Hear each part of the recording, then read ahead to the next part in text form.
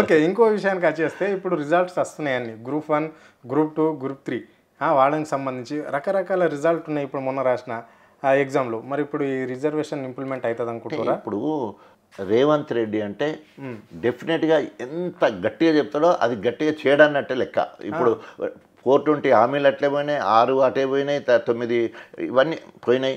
తర్వాత మొత్తము ఏంది 6 గ్యారెంటీలు అంటే అన్నీ అటకెక్కే కార్యక్రమం ఉంటాయి. దీనికి ఎంత గొప్పగా అన్నాడండి. ఆగస్టు 1వ తారీఖు నాడు నిండు సభలో ఎస్సీ ఎమ్మెల్యే అందరినీ పక్కకు పెట్టుకొని భారతదేశంలో నెంబర్ 1 రాష్ట్రము తెలంగాణ రాష్ట్రం అవుతుంది, అవసరమైతే ఆర్డినెన్స్ తీసుకొచ్చైనా ఏబీసీలు వర్గీకరిస్తా, తర్వాత ఏదైతే నియామకాలు జరగవలసినవి ఉన్నాయో అవి వర్గీకరణ తర్వాతనే నియామకాలు జరుపుతా, ఇచ్చిన నోటిఫికేషన్లు కానీ ఇక ముందు ఇచ్చే నోటిఫికేషన్లు అన్నీ కలిపి ఎస్సీలను ఏబీసీలుగా వర్గీకరించిన తర్వాతనే నియామకాలు చేపడతా అని గొప్పగా నిండు సభలో చెప్పిండు మాదిగ ఎమ్మెల్యేల సాక్షిగా. అది 15 రోజులు కాకముందే డిఎస్సి ద్వారా 1500 టీఎస్సీకి సంబంధించిన టీచర్స్ దానికి అనుబంధంగా ఉండే ఉద్యోగాలు ఇచ్చేసిండు.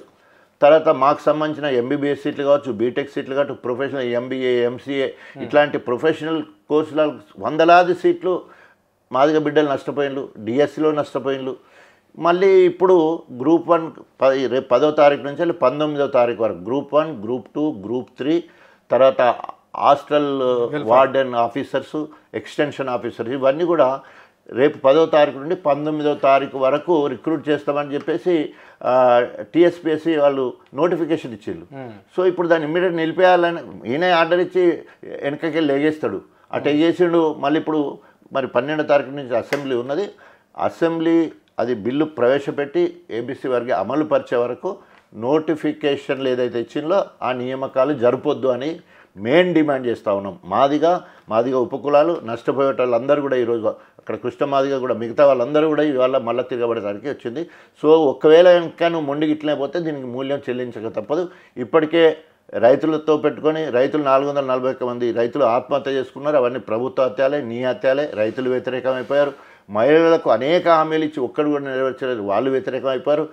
మాదిగలు లేదా ఎస్సీ వాళ్ళు కనుక తిరగబడేది ఉంటే నీ రాజకీయంగా నేను పాతరిస్తారు. ఓకే, అంటే రాజయ్య ఇంత స్థాయికి ఎదిగిండు అనుకుంటే కుల సంఘం నుంచి వచ్చిండు అనుకోవాలా, లేదంటే డాక్టర్ వృత్తి నుంచే ఇంత స్థాయికి ఎదిగిండు అనుకోవచ్చా?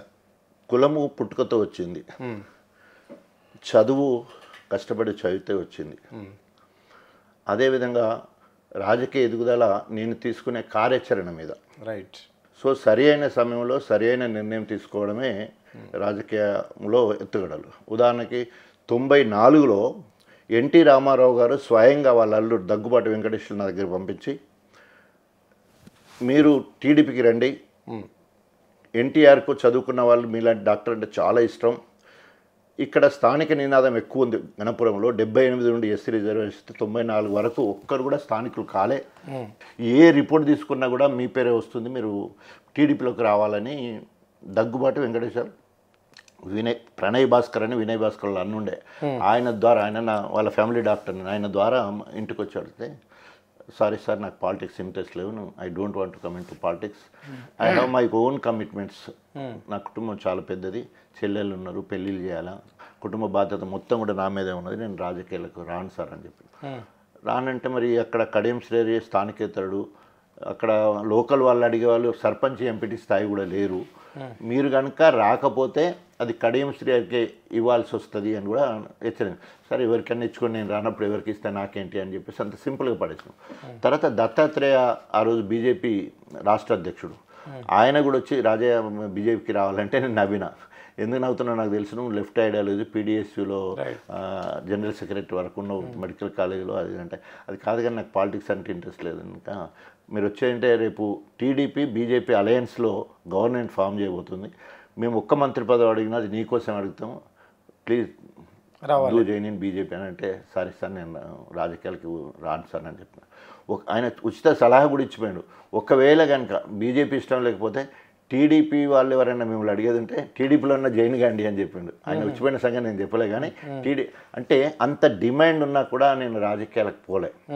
అంటే అక్కడ స్థానిక నాయకత్వం అది ఎందుకు వచ్చింది, చదువు ద్వారా వచ్చింది, నేను చేసే సోషల్ యాక్టివిస్ట్ వాళ్ళు వచ్చింది, చదివి ఎదిగిన వాడికి వచ్చింది, ఏ పార్టీకి సంబంధం లేదు, అప్పటికి ఫ్రెష్గా ఉన్నా కాబట్టి అంత మంచి పేరు ఉండే. అలాంటి పరిస్థితులలో 94లో దండోరా. రైట్. సో నన్ను నా రాజకీయ అరంగేట్రమే దండోరా. ఎందుకంటే I started first pediatric nursing in Warangal district.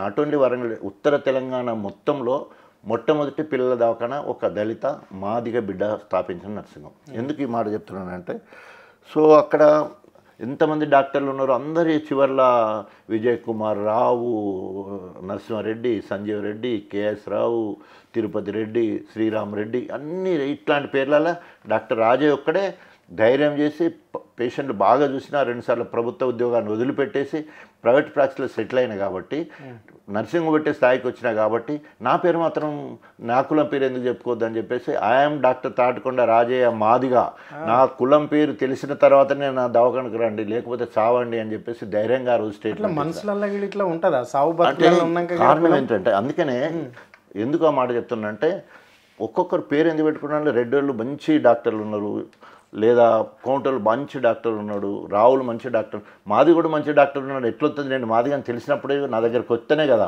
So నేను మాదిగా నన్ను తెలిసిన తర్వాత నా దగ్గర రావాలి అనే కాన్సెప్ట్ తోటి అంత గొప్పగా ఆ రోజు కులం పేరును గొప్పగా చెప్పిన మొట్టమొదటి ఏమంటారు హైలీ క్వాలిఫైడ్ పర్సన్ ఇన్ దండోరా ఎడ్యుకేషన్. అంటే అంత గొప్పగా చెప్పి కులాన్ని తోటి బయటకు వచ్చిన ఆ క్రమంలో నేను దండోరా ఉద్యమంలో పనిచేసే క్రమంలో కడేంసరి టీడీపీ నుంచి వెళ్ళి అక్కడ నన్ను అణిచివేసే కార్యక్రమాలు. ఎందుకంటే అప్పటి నుండే అంతే కదా, మేము పోరాటం చేసింది టీడీపీనే కదా. అంటే ఏబీసీలు వర్గీకరించే వరకు టీడీపీనే పోరాటం చేసినాం.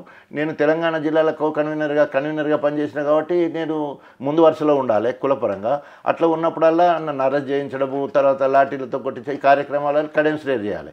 97లో రామచంద్రరాజు కమిషన్ వచ్చింది, 2001-4 వరకు అమలైంది, అది వేరే విషయం. కానీ అంతకుముందు ఉద్యమంలో అక్కడ రైవలింగ్ అక్కడే స్టార్ట్ అయింది. నా దండోరా ఆయన టీడీపీ, తర్వాత 97 తర్వాత నేను కాంగ్రెస్ పార్టీలో జాయిన్ అయినా. అప్పుడు నేను కాంగ్రెస్, ఆయన టీడీపీ. సో 2009లో నేను మొదటిసారి ఆయన మహాకూటమి ఉండగా మొదటిసారి 11,671తో మొదటిసారి మహాకూటమి ఉండగా కడె మీద గెలిచిన. రెండోసారి దెబ్బ మీద దెబ్బ వేయడానికి కాంగ్రెస్ పార్టీని వదిలిపెట్టి బీఆర్ఎస్ పార్టీలో చేరి రెండోసారి 33,000తో గెలిచిన, నాలుగోసారి 58,000తో గెలిచిన, మూడోసారి 58,000తో గెలిచిన, నాలుగోసారి 37,000తో గెలిచిన. అంటే ప్రజాబలం ఇట్లా పెరుక్కుంటూ పోయింది. కారణం ఏంటంటే దీంట్లో అన్నింటినీ ఎడ్యుకేషన్ను ఓన్ చేసుకోగలిగినాను. 2 సార్లు ప్రభుత్వ ఉద్యోగాన్ని వదిలేసి ప్రైవేట్ ప్రాక్టీస్లో సెటిల్ అయ్యి జాతీయ స్థాయిలో ఉత్తమ పిల్లల డాక్టర్గా అవార్డు పొందడం జరిగింది. కులం కోసము, కుల ఆత్మగౌరవం కోసం, కుల ఉనికి కోసము, కులం కోసము, కుల ఉనికి కోసము నేను మాదిగా అని చెప్పుకున్న దానికి దండోరా ఉద్యమంలో అస్తిత్వం కోసం దండోరా ఉద్యమంలోను. అదేవిధంగా తెలంగాణ రాష్ట్ర సాధన కోసం అధికార కాంగ్రెస్ పార్టీ ఎమ్మెల్యే పదవికి రాజీనామా చేసి సాదాలక్ష్మి వారసత్వాన్ని 69-70లో ఆమె రాజీనామా చేస్తే ఆ వారసత్వ మలి ఉద్యమంలో డాక్టర్ రాజయ్య తెలంగాణ కోసం కాంగ్రెస్ పార్టీకి రాజీనామా చేసాడు. ఇది హిస్టారికల్ ఈవెంట్. అంటే ఇది స్వయంగా నేను నిర్మించుకున్న మెట్ల మించి నేను ఎక్కిన కానీ ఒక్కరేదో చేస్తే ఎదిగిన పరిస్థితులు ఎక్కడ కూడా కనిపించదు. సో తెలంగాణ కోసం దండోరా కోసం, కులం కోసమేమో దండోరా, రాష్ట్రం కోసం తెలంగాణ కోసం రాజీనామా చేసే కార్యక్రమాలు, వృత్తిపరంగా డాక్టర్గా జాతీయ స్థాయిలో అవార్డు పొందే కార్యక్రమం, ఇన్ని రకాలుగా నేను ఉన్నాను కాబట్టి ఇలా ఈ స్థాయికి వచ్చాను. దాంట్లో డెఫినెట్గా ఉంటుంది రాజకీయాలకు దండోరా నేపథ్యమైనా కూడా మొదటిసారి వైఎస్ రాజశేఖర రెడ్డి నాకు కాంగ్రెస్ పార్టీ నుంచి టికెట్ ఇచ్చి కాంగ్రెస్లో గెలిచిన కాబట్టి ఆయన రాజకీయ భిక్ష పెట్టిండు మొదట్లో. సో ఆయన నాకు రాజకీయ గురువు వైఎస్ రాజశేఖర రెడ్డి అయితే దేవుడితో సంబంధాన్ని ఉప ముఖ్యమంత్రి చేశాడు కేసీఆర్ గారు. It is a historic event. Who is the first deputy CM of Telangana అంటే డాక్టర్ రాజయ్య. అది ఎవరు ఇచ్చిండ్రు? కేసీఆర్ ఇచ్చాడు. అది కాకి లెక్క కలకాలమా, కోకి లెక్క కొన్నాళ్ళ పక్కకు పెట్టేది అంటే ఉప ముఖ్యమంత్రి అది మాదిగ బిడ్డగా. ఇవాళ ఇప్పుడు అంతకుముందు రాజనరసింహ ఉన్నాడు మోచి, ఆయన ఆంధ్రప్రదేశ్లో ఉప ముఖ్యమంత్రిగా ఉండే. ఇప్పుడు బట్టి వచ్చిండు, ఈయన ఈయన మాల దాసరి, ఓన్లీ అసలు సిసిల్ మాదిగొని తెలంగాణలో ముఖ్యమంత్రి నొక్కండి. సో వస్తుంది అది క్వశ్చన్, డైరెక్ట్ క్వశ్చన్. ఆయన అప్పుడున్నాడు, ఈయన ఇప్పుడున్నాడు, పక్క.